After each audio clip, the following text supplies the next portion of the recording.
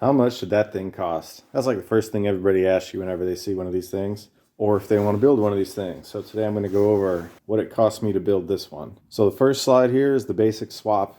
This is the basic stuff you need to do an LS swapped S10. First was the engine cost. I paid $500. Transmission, $125. Computer was a little less, but I rounded up to $100 because that's maybe about what you're going to end up paying. Wiring harness is just a stock wiring harness, $50.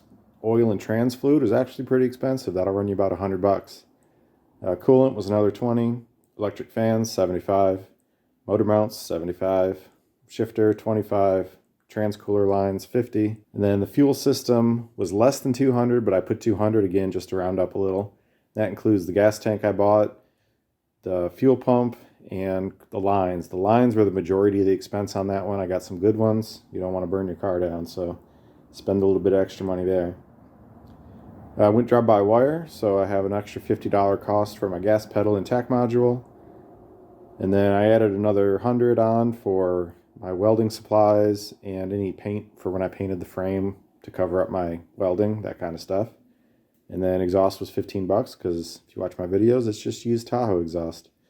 So my total, just for the basic swap, was right around $1,305. So that'll get you a running, driving, fairly reliable LS swapped S10. So now let's cover the add-ons that I did. Next slide. So here's a list of the add-ons I did that you definitely don't need, but I wanted, of course. So cruise control cost me $0 since I used drive-by-wire. Just had to wire it in right to the stock S10 controls.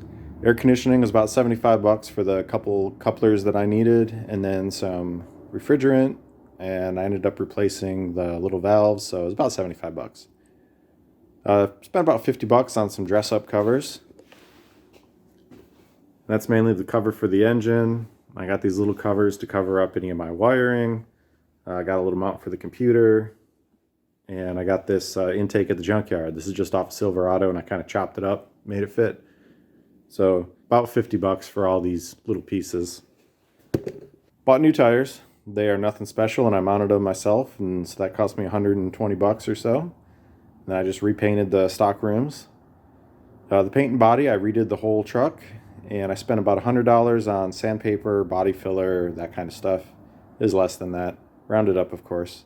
About half a gallon of primer, so that's $50, and then $100 for the paint. It's just single stage, no clear coat on that. Then I did the brake upgrade for the front brakes. I spent about $75 on the LS1 rotors, $100 on conversion hubs, $50 on conversion brackets, $50 on pads, and $100 on extra stuff. And I just realized I forgot my calipers, so those were only about $50 from the junkyard, so we're covered with our $100 there. So don't call me out on no calipers. So that gives me about $780 additional dollars for the niceties that I wanted. Next slide.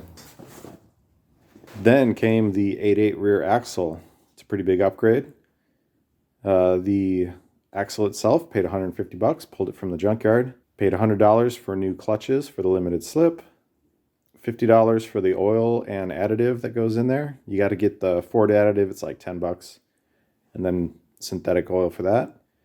The DIY traction bars were about $150 in materials.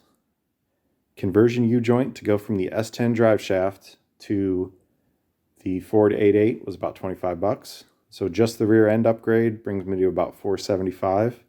So the grand total for this build for everything, not counting the truck, was $2,560.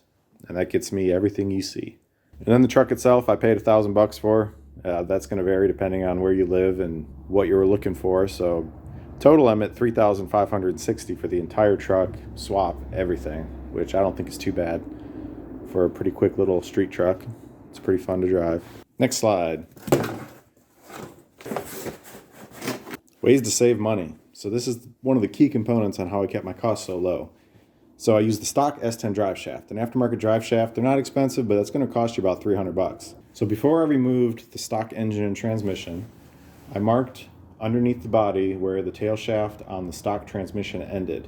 Then when I was setting up the 5.3 liter with its transmission, I lined up that mark with the end of the transmission again. So that let me use the stock S10 drive shaft completely unmodified.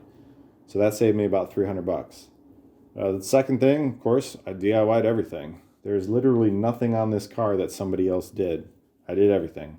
So that's going to vary depending on your skill level and your tools and everything like that.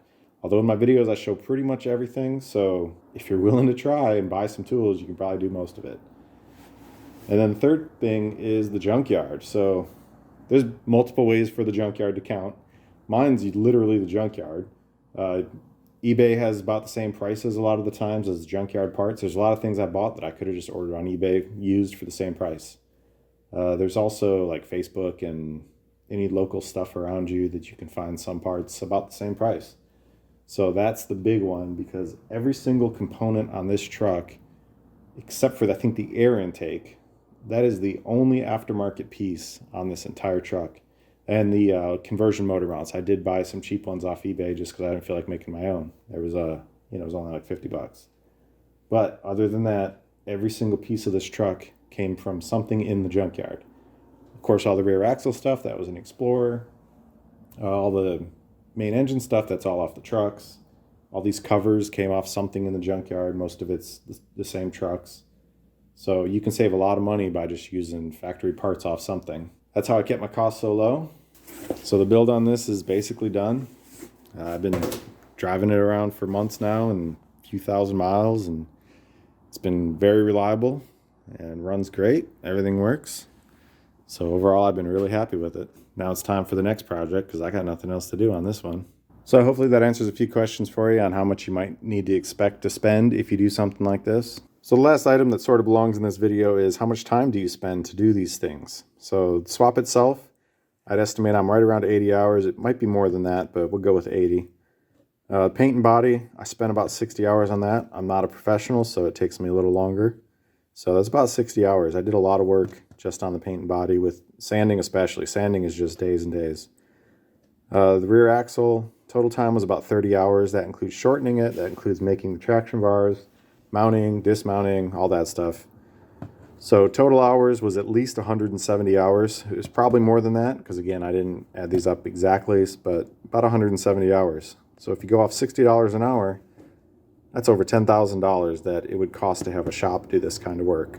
So then you're adding $10,000 to your $2,500. So you're at $12,000 plus the truck costs, and that's just for a basic swap like this with, some suspension and paint upgrades. So hopefully that gives you a basic idea of what the swap is going to cost you, depending on which options you go with and what you're able to do or not do yourself. Of course, if you're able to not do something, just add that to the cost that I had listed for most of the parts, and it should give you a basic idea. So that's it for this one. See you on the next one.